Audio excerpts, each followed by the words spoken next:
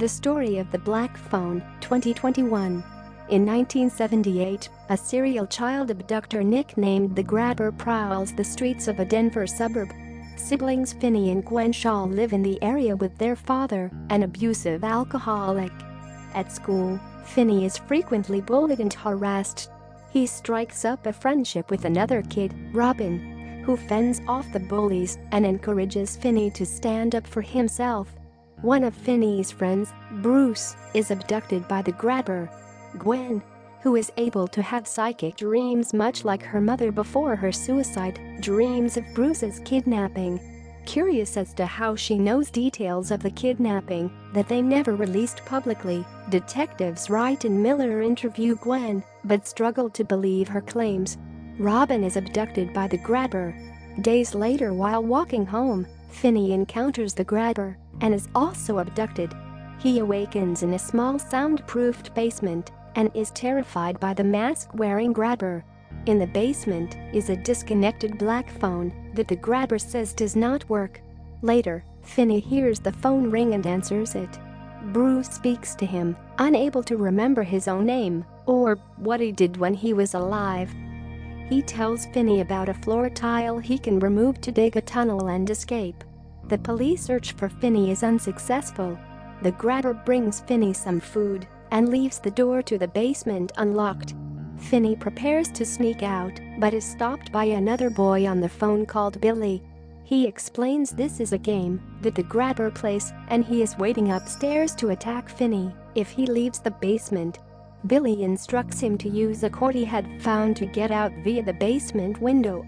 While climbing, Finney ends up breaking the bars on the window, preventing him from climbing back up. Gwen dreams of Billy being abducted and confides in her father about what is happening. Wright and Miller speak to an eccentric man called Max who is staying in the area with his brother and is also interested in tracking down the Grabber. It is revealed Finney is being held in Max's basement, which he is unaware of, and the Grabber is his brother. After a disturbing encounter with the Grabber, Finney speaks to another one of his victims, Griffin, on the phone. Griffin shows Finney a combination to a lock and informs him the Grabber has fallen asleep upstairs. Finney sneaks upstairs and unlocks the door with the combination, but the Grabber's dog alerts him to Finney's escape. Finney flees down the street but is recaptured by the Grabber. Despondent over his failed escape attempt, Finney answers the phone to hear another victim, a punk called Vance whom Finney was scared of. Vance informs Finney of a connecting storage room he can escape through if he breaks a hole in the wall and exit through the freezer on the other side of the wall. Finney creates a hole with a toilet tank cover and enters the back of the freezer only to discover that the door is chained shut. As Finney suffers a breakdown, the phone rings one more time with Robin at the end of the line. He comforts Finney and encourages him to finally stand up and fight for himself. He instructs Finney to remove the phone receiver and pack it with the dirt he had dug up to use as a weapon. Gwen dreams of Vance's abduction and discovers the property of the Grabber.